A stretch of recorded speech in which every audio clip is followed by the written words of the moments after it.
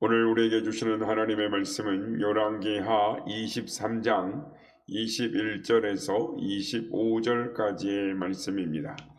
열왕기하 23장 21절에서 25절까지의 말씀을 교독하시고 마지막 절은 함께 합독하시도록 하겠습니다. 왕이 뭇 백성에게 명령하여 이르되 이 언약책에 기록된 대로 너희의 하나님 여호와를 위하여 유월절을 지키라 하매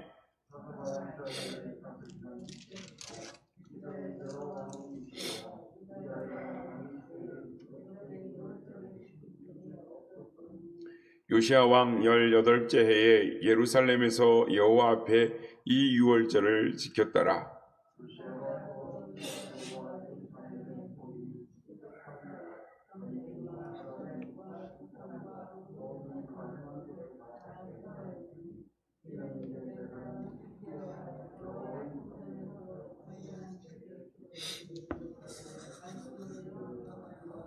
다 같이요. 요시아와 같이 마음을 다하며 뜻을 다하며 힘을 다하여 모세의 모든 율법을 따라 여호와께로 돌이킨 왕은 요시아 전에도 없었고 후에도 그와 같은 자가 없었더라. 아멘. 할렐루야. 오늘도 우리 예배 가운데 함께 하신 주님을 찬양합니다. 그리고 새벽을 깨워 기도 향유로 나오신 모든 성도님들께 하나님의 은혜와 평강이 함께 하시기를 기원드립니다. 오늘의 본문은 요시야의 종교개혁의 내용입니다. 25절 말씀을 보면 요시야를 이렇게 평가하고 있습니다. 요시야와 같이 마음을 다하며 뜻을 다하며 힘을 다하여 모세의 모든 율법을 따라 여호와께로 돌이킨 왕은 요시야 전에도 없었고 후에도 그와 같은 자가 없었더라 라고 말씀합니다. 참으로 대단한 인물인 것입니다. 그러니까 그 전에 히스기야도 있었고 그 전에 여러 아사 왕도 있었지만 다윗 왕과 같이 비견될 만큼 하나님께로 돌이킨 왕이 이 요시야다라고 이렇게 평가를 하고 있는 것입니다. 우리는 이 교회가 어려울 때마다 이 개혁을 외칩니다.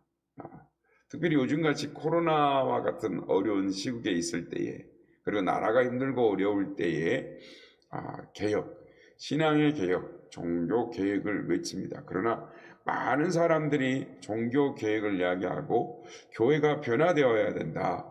특별히 요즘같이 한국교회가 변화되어야 된다 이야기를 많이 하지만 그냥 구호로 그치는 경우가 많이 있습니다.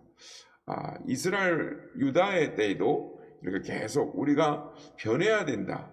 이렇게 많은 요구들이 변화에 대한 이야기들이 있었지만 그냥 구호로 그치고 또 많은 왕들이 그렇게 해보려고 했지만 하지 못하고 이렇게 하나님 앞에 종교 계획으로 나아가지 예배로 나아가지 못했는데 요시야 이때는 이렇게 하나님 앞에 나아올 수 있었다. 예배의 개혁, 신앙의 개혁을 이룰 수 있었다라고 오늘 평가를 하고 있는 것입니다.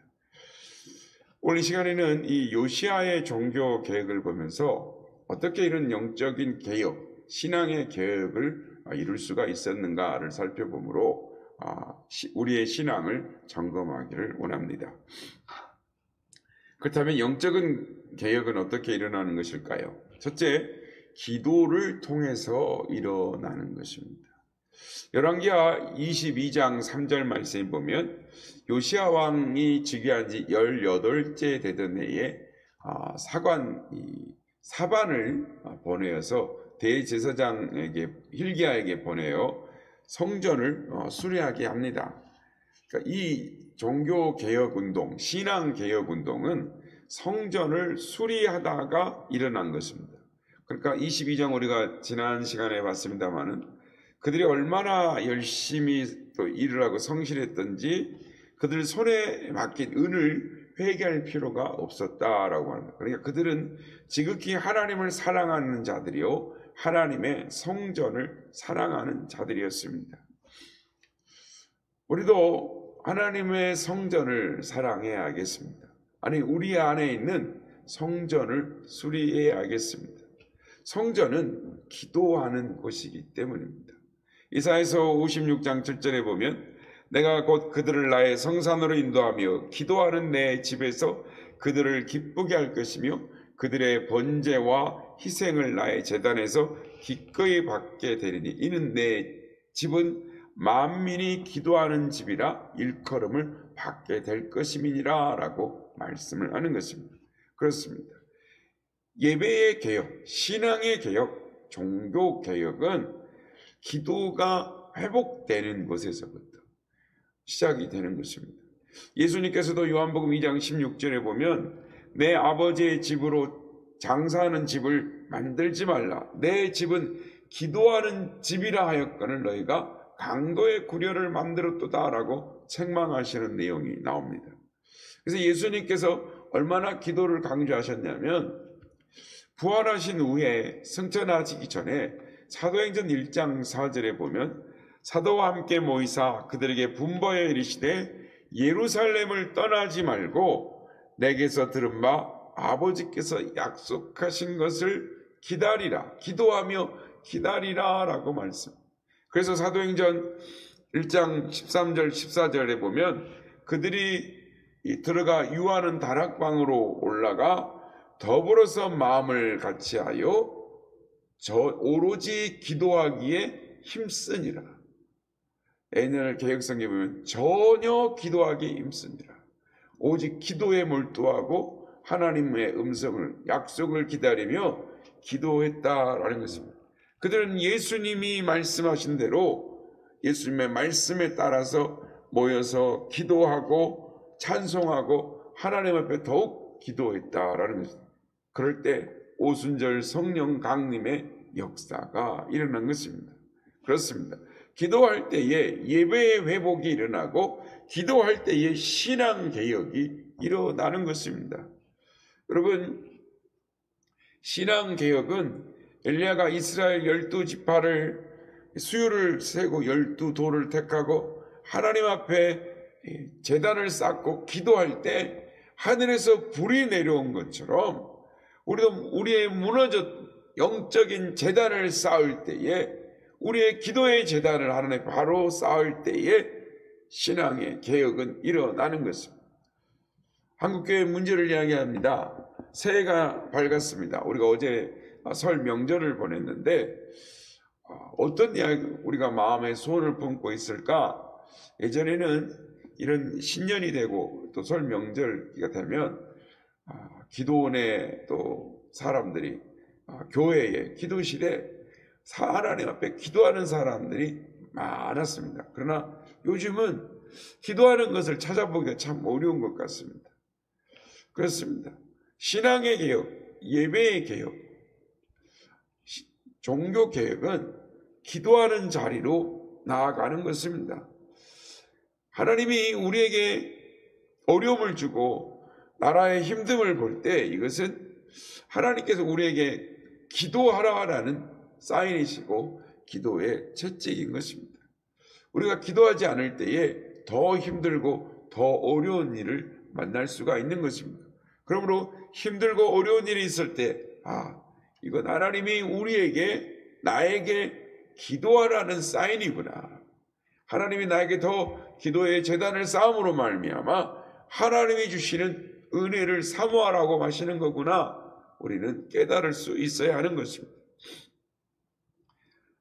바울이 예수님을 만나서 즉시 성령을 받아 하나님의 일꾼이 될 수 있었던 이유가 뭐냐면 그가 유대인의 습관을 따라 이미 하나님을 경외하는 신앙을 가졌기 때문인 것입니다.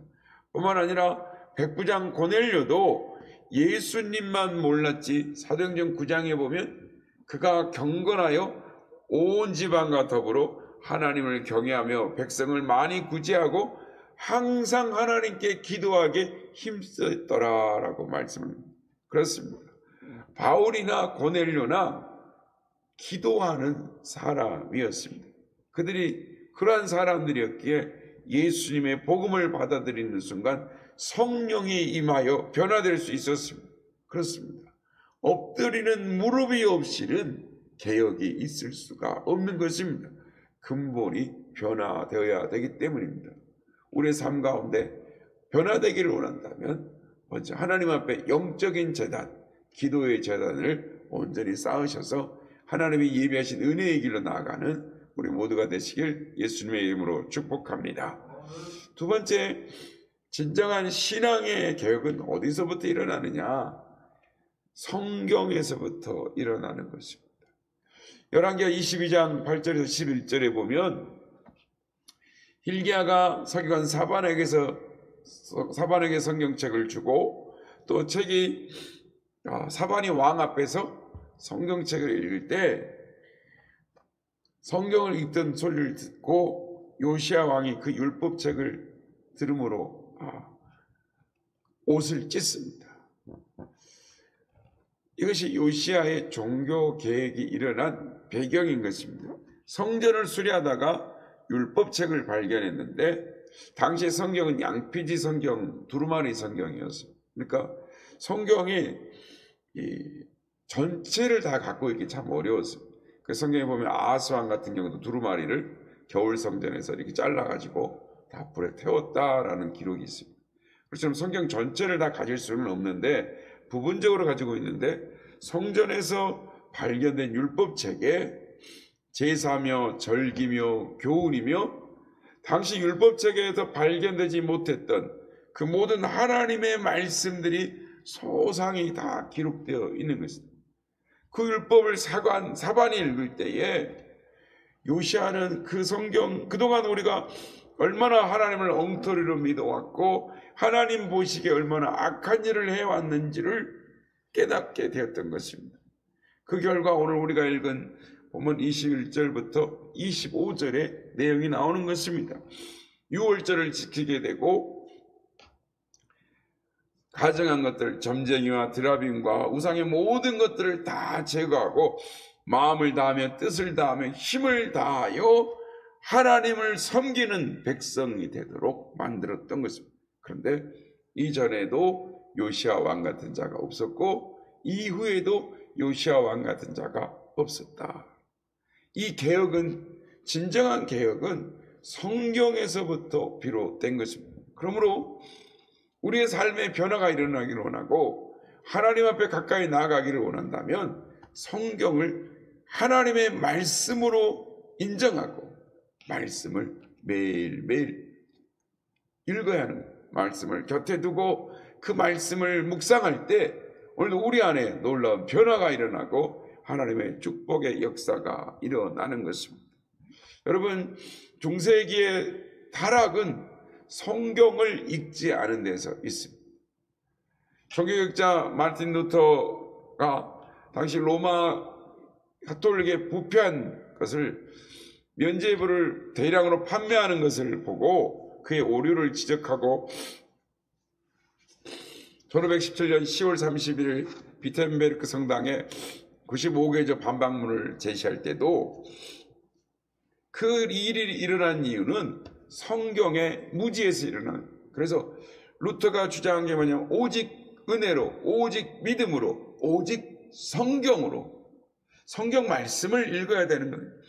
그렇습니다. 우리는 성경을 보면서 우리 자신을 살피고 성찰할 때 우리가 하나님 앞에 어떻게 살아가야 하는지를 깨닫게 되고 회개할 수 있는 것입니다. 그렇지 않으면 내 수준의, 내 윤리와 도덕의 수준에서 밖에 하나님 앞에 나아가지 못하고 회개하지 못하는 것입니다. 그러면 성경의 교훈을 사모하고 말씀을 계속 가까이 대할 때에 우리 안에 신앙의 개혁, 변화가 일어나는 것입니다.